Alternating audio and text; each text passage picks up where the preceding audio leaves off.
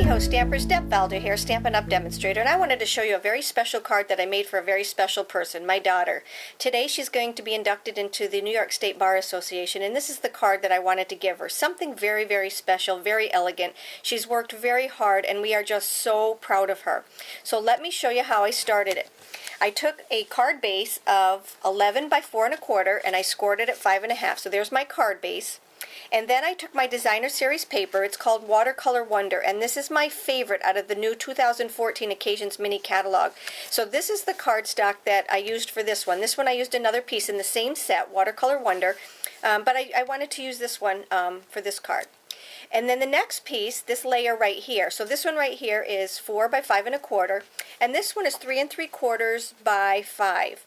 And what I did was I ran it through my Big Shot with the Delicate Designs embossing folder. Okay, so I just ran that through there, and I got my little design on the bottom. And the next piece that I want to show you is how I did my flowers. I started with a piece of cardstock vellum, and I used Versamark and white embossing powder, and I inked it up, and then I heated. So now there is an embossed image on my vellum cardstock. What I'm going to do is I'm going to go and I'm going to watercolor it, and I will be back and show you what it looks like when it's done. Okay? Be right back. Okay, here is my embossed image, and what I did was I just took a piece of, or I just took my aqua pen, and I put a lot of water into it and just filled in my flower or my leaf with some water. This might be a little bit too much water, so I'll just take and soak it up with my Kleenex here. Okay, so we're just going to take and put some water in there. We're going to do the same thing for these leaves right here. Just slather it with water because we want the re-inker to just kind of work its way around.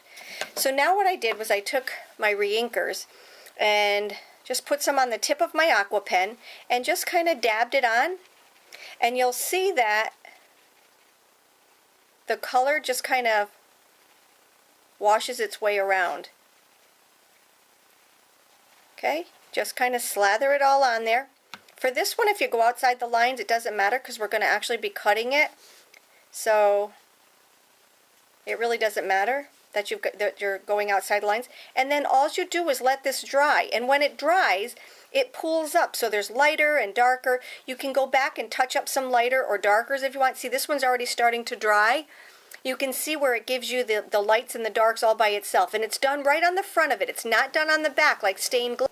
So before the first layer dried, what I did was I went back and I took some of my re-inkers and just kind of dabbed in a little bit darker after it dried a little bit, and I just kind of dabbed in a little bit so the background was light, and then this is a little bit darker, so you're not going to color the whole thing. You see the difference between the two of them?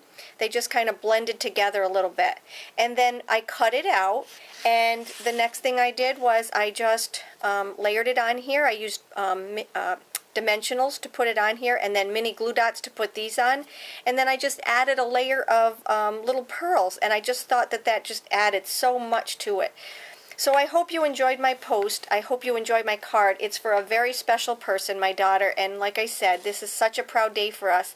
So take care, have a great day, and please stop by often.